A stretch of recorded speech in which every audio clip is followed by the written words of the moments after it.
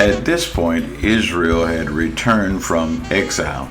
So the words that we read today are words that were originally intended to encourage the remnant of Israel, and they were struggling to rebuild the temple in Jerusalem. But these words also apply to God's people of every generation, even today, who seek to live under the lordship of Jesus Christ as they await His glorious return. Relationships are one of God's most precious blessings.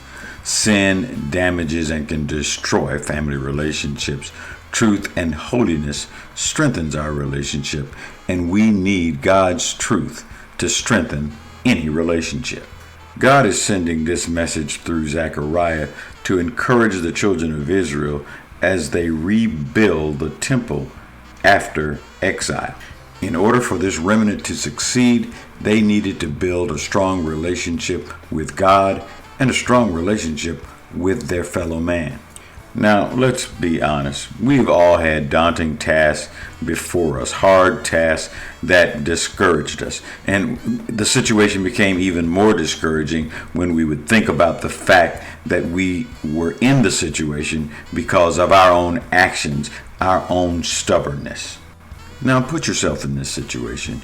You are a part of a remnant of a much larger group of people that once were.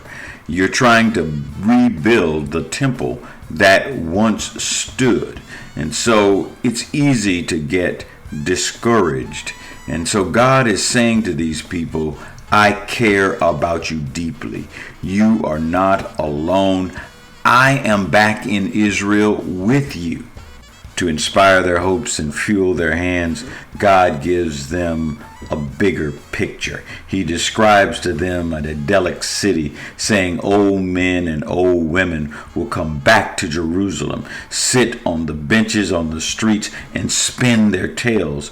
They will move around the city safely, even with their canes, and it will be a safe city to grow old in. Boys and girls will fill the public parks laughing and playing. It will be a good city to raise your children and to grow up in. When Proverbs declares that where there is no vision, the people perish, it's very true. Here, God, through Zechariah, is giving the people a vision. Keep in mind, this is a remnant of Israel. So with only a fraction of the people, they are seeking to rebuild that which the whole had constructed. They, like us, are feeling overwhelmed. During these times, only hope from God can sustain us. God reminds them of His power, saying to the people, I'll collect my people from countries to the east and to the west.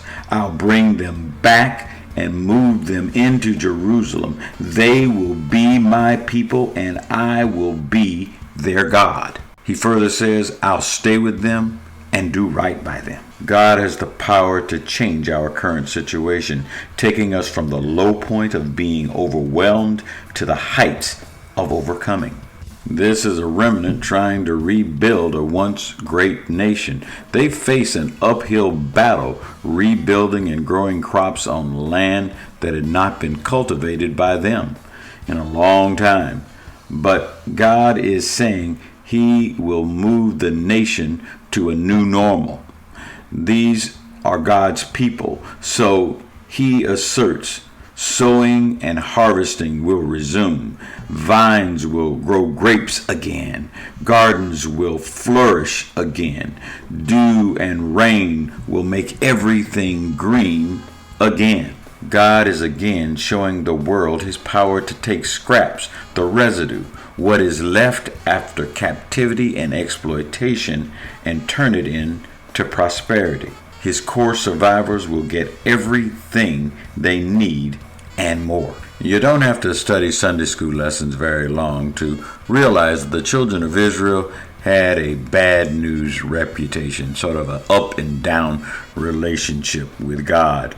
But God had the power to take this remnant, these leftover dregs, and save the nation, still fulfilling His promise to Abraham, and one day bringing the good news of the gospel through Jesus Christ, saving the entire world. We serve a God of reason, so he says to them, the same God that decided to punish Israel when the people were disobedient and made God angry, that same God has decided to bless the children of Israel and to bless the country.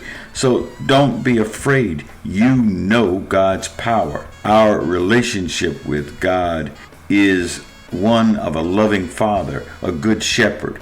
We have no reason to fear him if we love and obey. But this is a remnant, a much smaller portion of a once greater nation, and that remnant must bond together, developing a stronger relationship with God and stronger relationships with each other. And that means they must build a trusting relationship, because as we said in the beginning, all relationships are built on trust. So to build that strong relationship with both God and man, God tells them to tell the truth, the whole truth when you speak. Do the right thing by one another, both personally and in court. Don't scheme and take unfair advantage of each other. Do not lie. Keep your lives simple and honest, God decreed. All relationships are built on trust, and we must trust in order to build together. That's the lesson for this week. Have a great week. Bye.